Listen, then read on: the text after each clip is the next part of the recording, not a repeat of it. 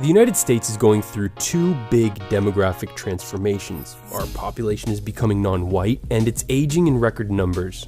This is a profile of future America, based on the most comprehensive survey ever of its kind by the Pew Research Center. This is America's age pyramid. That bulge getting older is the baby boom generation. Like my parents, and probably yours too, born in the prosperous economic time period after the Allied victory in World War II. For the first time in history, a society's age pyramid will turn into a rectangle. Living longer and having less kids are the ingredients for an older population. Other highly developed countries are also entering this uncharted territory in human history, when there will be almost as many of us over 85 as there are under 5. One major consequence? There will be a lot less people working to support a lot more retirees, which means we'll have to work a lot more efficiently. The good news is that we're already well on our way to making that transition.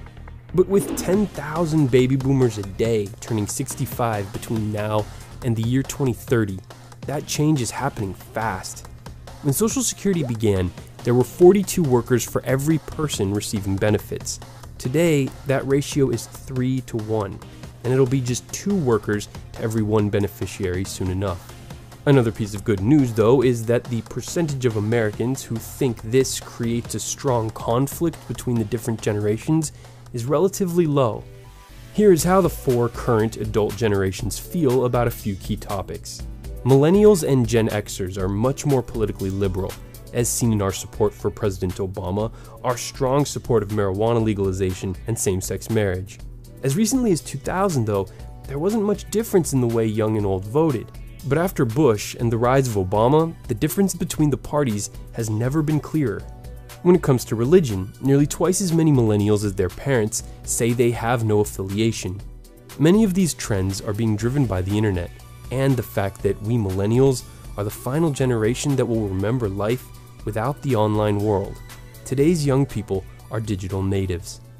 The other factor that's driving our open-mindedness is our diversity, which gets us to the other big transformation happening now in America. In 2010, 64% of Americans identified as white, down 21% from 50 years earlier, and that's projected to be just 43% in 2060, with the country becoming less than half white around 2045. Immigration is driving this.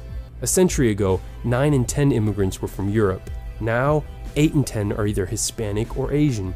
And since immigrants tend to have a lot more kids than the rest of us, by 2050, 37% of Americans will either be direct first-generation immigrants or the children of immigrants, the highest number in modern American history.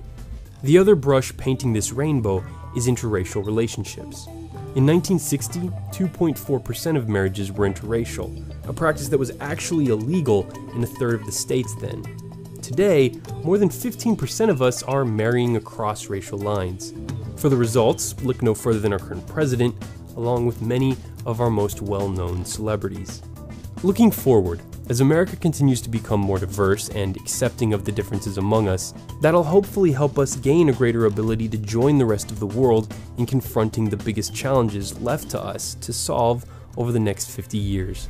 Battles like climate change, poverty, hunger, disease, the spread of weapons of mass destruction, and cybercrime are all issues that transcend international borders, requiring cooperation between many different kinds of people. Thanks for watching. If you liked this video, share it to help it spread. The information was provided by the Pew Research Center, link in the description below. Brendan Plank put together the visual side of the presentation. For The Daily Conversation, I'm Bryce Plank.